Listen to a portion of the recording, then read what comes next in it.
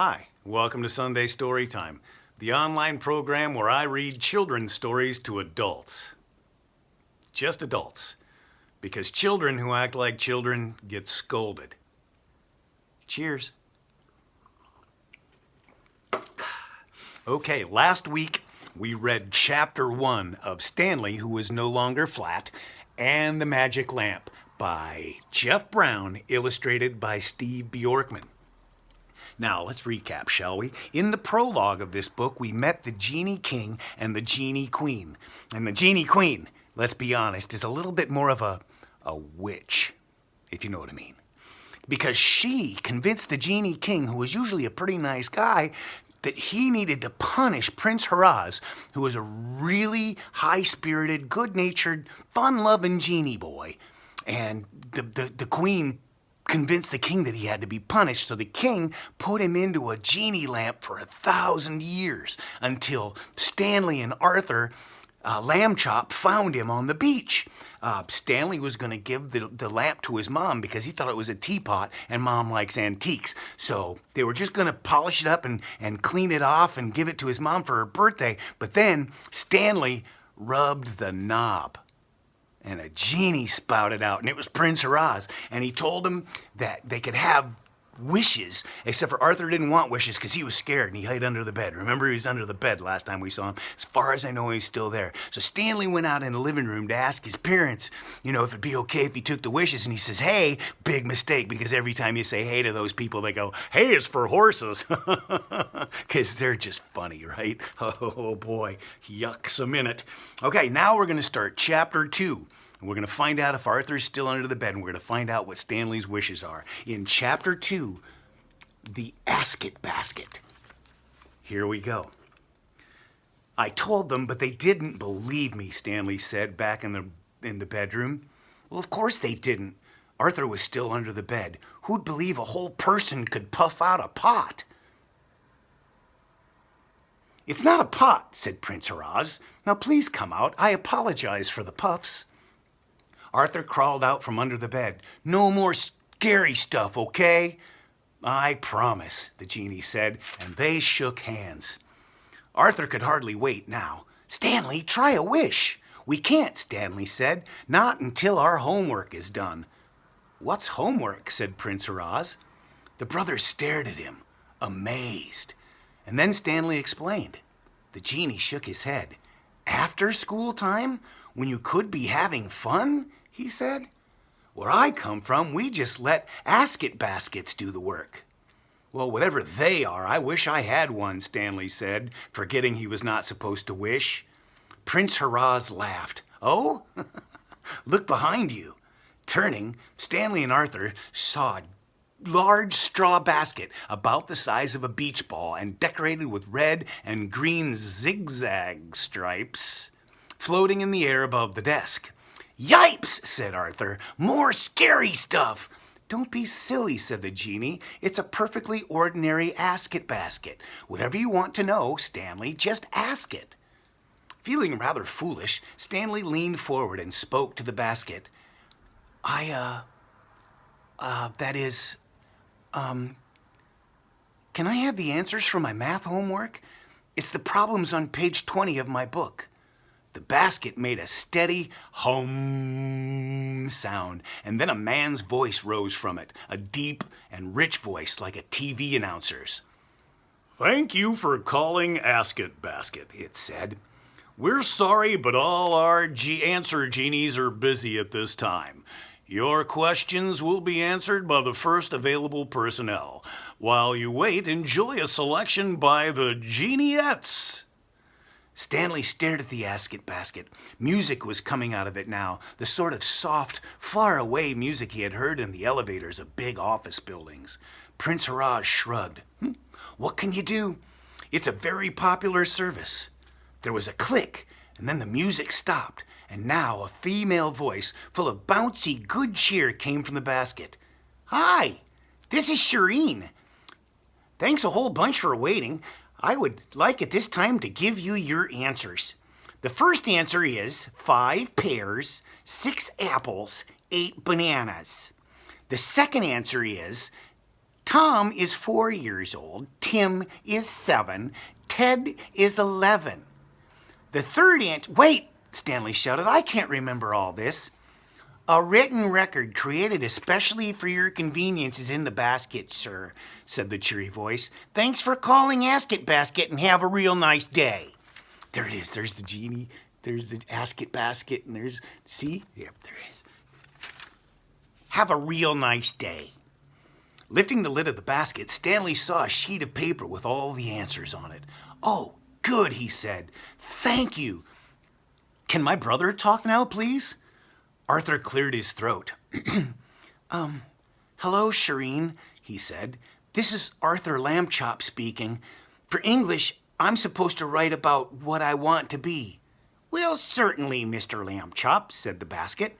Just a teeny moment now to make sure the handwriting... There. All done. Arthur opened the basket and found a sheet of paper covered with his own handwriting. He read it aloud. What I Want to Be by Arthur Lambchop. When I grow up, I want to be President of the United States so that I can make a law not to have any more wars and get to meet astronauts. And I would like not to have to go out with girls who want to get all dressed up. Most of all, I would like to be the strongest man in the world, like Mighty Man. Not to hurt people, but so everybody would be extra nice to me. The end. Arthur smiled. That's fine, he said. Just what I wanted to say, Shireen. Good, said the basket. Bye now. Have a super day.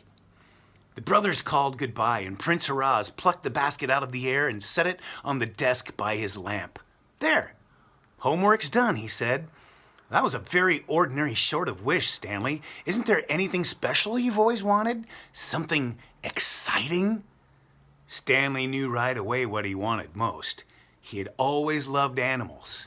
How exciting it would be to have his own zoo. But that would take up too much space, he thought. Just one animal, then. A truly unusual pet. A lion? Yes, what fun it would be to walk down the street with a pet lion on a leash. I wish for a lion, he said. Real, but friendly. Real, but friendly, said the genie. No problem. Stanley realized suddenly that a lion would scare people and that an elephant would be even greater fun. An elephant, I mean, he shouted. Not a lion, an elephant. What? Said Prince Haraz. An Oh, Collibots, look what you made me do. A most unusual head had formed in the air across the room, a head with an elephant's trunk for a nose, but with small, neat, lion-like ears. There was a lion's mane behind the head, but then came an elephant's body and legs in a brownish gold lion color, and finally a little gray elephant tail with a pretty gold ruff at the tip. Altogether, these parts made an animal about the size of a medium lion or a small elephant. My goodness, said Stanley. What's that? A liaphant, said Prince Haraz, seemed annoyed. It's your fault, not mine. You overlapped your wish.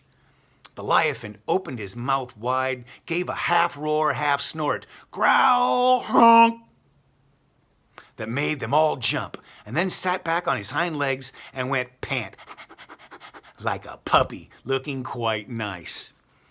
Well, we got the friendly part right, said the genie. The young ones mostly are.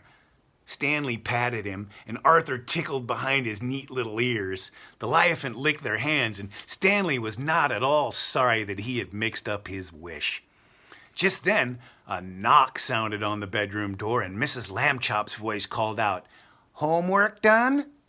Come in, said Stanley, not thinking, and the door opened. How very quiet you... Mrs. Lambchop began, and then she stopped. Her eyes moved slowly around the room, from Prince Haraz to the Askit basket and on to the liaphant. Gracious, she said. Prince Haraz made a little bow. How do you do?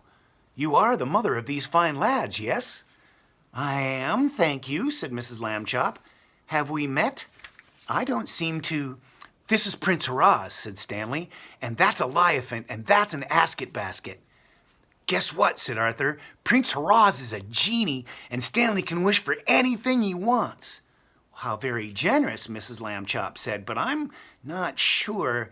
She turned and called into the living room, George, come here. Something quite unexpected has happened. In a moment, Mr. Lambchop cried back. I'm reading an unusual story in my newspaper about a duck who watches TV. This is even more unusual than that, she said, and Mr. Lambchop came at once. Ah, yes, he said, looking around the room. Yes, I see. Would someone care to explain? Well, I tried to explain before, Stanley said. Remember? Wait, dear, said Mrs. Lambchop. The Leviathan had been making snuffling, hungry sounds, so she went off to the kitchen and returned with a large bowl full of hamburger mixed with warm milk. While the Leviathan ate, Stanley told his parents what had happened. Let's go back, and I want to show you the picture. There's the picture of the Leviathan. See it? There's the Leviathan with Mrs. Lambchop, and he's eating the hamburger and warm milk. He's so happy looking. Okay. All right. Mr. Lambchop thought for a moment. Unusual indeed, he said. And what a fine opportunity for you, Stanley. But I do not approve of using the Askit basket for your homework, boys. Nor will your teachers, I'm afraid. My plan is... Let's not tell them, Arthur said. Mr. Lambchop gave him a long look.